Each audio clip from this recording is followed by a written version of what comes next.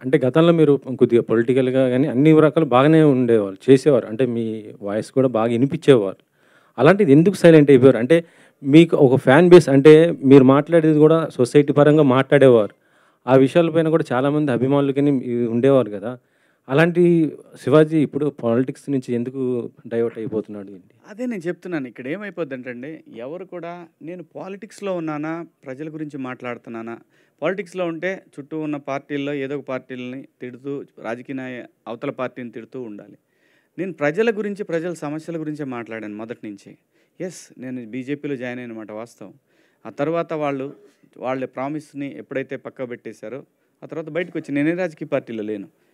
ప్రజల సమస్యల గురించి, ప్రజల అవసరాలు ముఖ్యంగా యూత్‌కి సంబంధించి నేను ప్రత్యేక హోదా అనే అంశాన్ని నేను తీసుకున్నాను.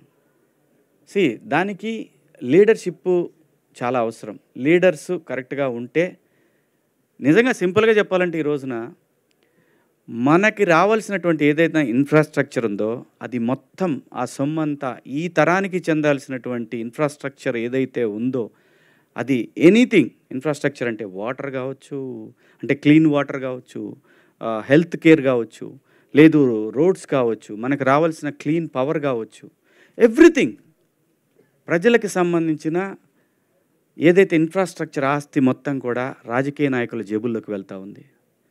ప్రజల్లో ప్రశ్నించే తత్వం కోల్పోయింది. క్యాస్ట్ ఫీలింగ్సు, అవసరమైతే రాముడు, దేవుడు, లేదంటే అల్లా, లేదంటే జీసస్ ఇలాంటి వాటికి రకరకాలుగా ప్రజల్ని రెచ్చగొట్టే ధోరణిలో తయారైన తర్వాత ఎంతకాలం పోరాడగలడండి ఒక మనిషి? వాడికి ఒక ఫ్యామిలీ ఉంటది. 10 సంవత్సరాల పాటు ప్రయత్నం చేశాను. అలా అని ఇప్పుడు వదిలేసాను కాదు. నెవర్. ప్రజల గొంతుకగా మాత్రం ఎప్పుడూ ఉంటాడు శివాజీ. కానీ నా ప్రొఫెషన్ మాత్రం నన్ను నటుడిగా నిలబెట్టి, నా గొంతుక 10 మందికి తెలియటానికి కారణమైన సినిమా మాత్రం ఇక నుంచి చేయాలని ఫిక్స్ అయ్యాను. సో, ఆ సందర్భంలోనే 'బిగ్ బాస్' వస్తే ఒప్పుకున్నాను. ఈ వెబ్ సిరీస్ చేశాను. ఇంకో సినిమా కూడా ఒప్పుకున్నాను. వాళ్ళు డబ్బులేసినాక చెబుదాంలే అని ఆగా. అంటే రైట్. సార్ శివాజీ ఇప్పుడు 20 పొలిటికల్‌గా 20 చూసుకుంటే అయ్యో! పవన్ కళ్యాణ్ గారు కూడా బాగానే చేస్తున్నారు కదా! అలాంటి ఆయనకి ఇప్పుడు అంటే మీరు కూడా కలిసి అట్లా చేయొచ్చు కదా! ఇప్పుడు ఎందుకు ఒంటరి అవుతున్నారని అనుకుంటున్నారు? సీ పొలిటికల్ క్వెషన్స్ వద్దు. ఇదే లాస్ట్ నేను చెప్తాను. నేను ఒకే ఆన్సర్‌లో అందరికీ చెప్తాను. సీ